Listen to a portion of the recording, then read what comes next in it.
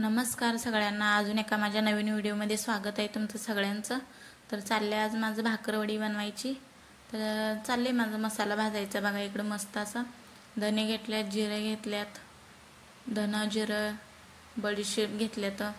मस्त असं भाजून घ्यायचं आहे सगळं। धना जिरं बडीशेप चांगलं खरपूस गॅसवर भाजून घ्यायचं आहे, कमी गॅस ठेवून मस्त असं भाजून घ्यायचं आहे चांगलं खरपूस। आणि आता मी तीळ टाकून घेते त्याच्यात आणि खसखस टाकून घेते। तीळ खसखस टाकून भाजून घ्यायचं आहे ते पण सगळं त्याच्यासोबत। तीळ खसखस मस्त असं चांगलं भाजून घ्यायचं आहे। ते भाजून झाल्याच्या नंतर आपल्याला आता मी झालंय भाजून, तर आता मी काढून घेते। मस्त असं भाजून झालेलं आहे तर काढून घेते। आणि आता आपल्याला खोबरं भाजून घ्यायचं आहे त्याच कढईत। तर आता मी काढून खोबरं भाजून घेते। खोबरं पण आपल्याला कमी गॅसवर असं मस्त भाजून घ्यायचं आहे खरपूस असं छान। तर मस्त असं भाजून घेते मी खोबरं पिन खरपूस। गॅस फास्ट करायचं नाही, कमी गॅसवरच भाजून घ्यायचं आहे आपल्याला, नाहीतर करपतं या। किसून घेतलंय मी आणि आता मसाला मी बारीक करून घेणार आहे। इकडे बघा मसाला भाजून घेतलेला, धने जिरे बडीशेप तीळ खसखस घेतले आणि इकडे अद्रक लसूण घेतलंय मी, ते पण घालणार आहे अद्रक लसूण। आणि खोबरं भाजून घेतलंय मस्त असं खरपूस छान। आणि आता मसाला बारीक करून घेते मी। मस्त असं मसाला बारीक करून घेतलाय, जास्त बारीक नाही असं जाडच ठेवायचं आहे भरड। आणि त्यातच आता मी खोबरं बारीक करून घेणार आहे, ते पण थोडंसं बारीक करून घेणार आहे, जास्त बारीक नाही करायचं, जाडच ठेवायचं आपल्याला मसाला। तर आता मी खोबरं पण थोडंसं फिरवून घेणार आहे मिक्सरला, जास्त नाही। तर आता मी घेतलंय मग मिक्सरला मस्त बारीक करून, जास्त पण बारीक नाही असं जाड ठेवायचे भरड। आणि आता अद्रक लसूण पण आपल्याला बारीक करून त्याच्यातच टाकायचे, मस्त वास येईल अद्रक लसूणचा। आता मी लाल तिखट टाकून घेते, 2 चमचे लाल तिखट टाकले आणि नमक टाकून घेणार आहे। तुमच्या आवडीनुसार तिखट टाका तुम्ही। मी लाल तिखट मीठ वगैरे घालून घेते त्याच्यामध्ये। आणि नंतर आता आपल्याला त्याच्यामध्ये टाकायचे लसूण अद्रकची पेस्ट बारीक करून घेतलेले घरीच आपण ठेचून। आणि शेव टाकायची, भरपूर अशी शेव टाकायची त्यात, म्हणजे छान लागते खायला। तर आता शेव टाकून घेतली मी भरपूर अशी, मिक्स करून घेणार आहे ती सगळीच। आणि नंतर आपल्याला आता मी घरी बनवले चिंचची गुळाची चटणी अशी बनवली घरीच मी, तर ती पण त्याच्यामध्ये मिक्स करून घेणार आहे। साखर टाकली नाही मी, साखरेच्या वाटणीचं चिंच गुळाची चटणी मिक्स करणार आहे। गोड तिखट आंबट अशी आहे ती, म्हणजे चवीला पण छान लागेल।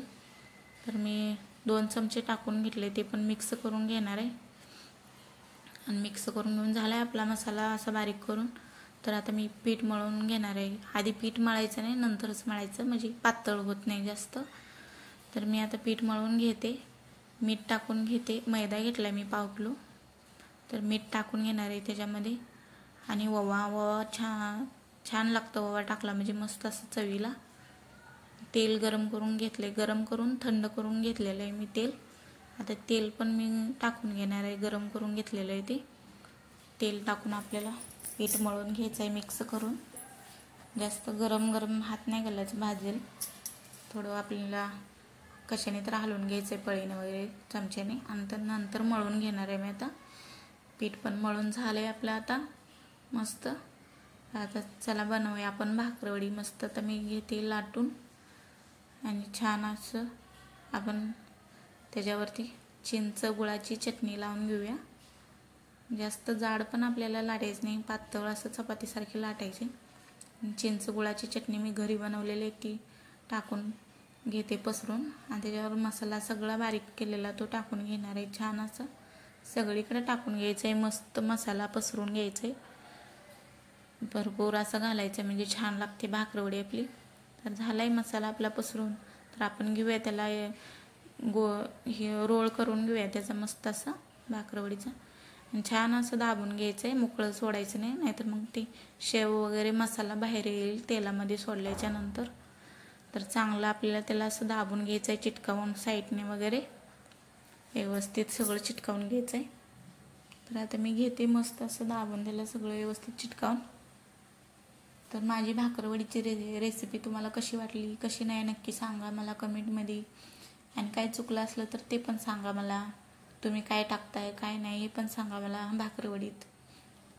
परतच्या वारीन मी तशीच बनवीन. मग चला आता आपली झाली तयार. आणि साईडचं आहे ते चिटकावून घ्यायचं आहे व्यवस्थित, काठ वगैरे त्याचे दाबून मस्त. नाहीतर मग तेलामध्ये सगळं मसाला बाहेर येईल. तर मी साईडला थोडं चिंच गुळाची चटणी लावून चिटकावून घेते. चांगलं व्यवस्थित चिटकावून घ्यायचं आहे. तर आता मी मस्त असं चिटकावून घेऊन व्यवस्थित सगळं दाबून घेऊन आपण त्याची कटिंग करून घेऊया.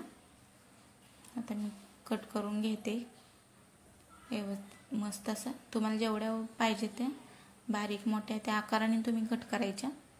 तर आता मी घेतलं इथं कटिंग करून घेतलं आहे मस्त असं. तर आपण बघू तेलात सोड्या कशा होत्यात बघू. तेल पण जास्त गरम नाही असं वळू द्यायचं, मीडियम ठेवायचं, कमी गॅस करून ठेवायचा म्हणजे चांगल्या भाजतील आपल्या.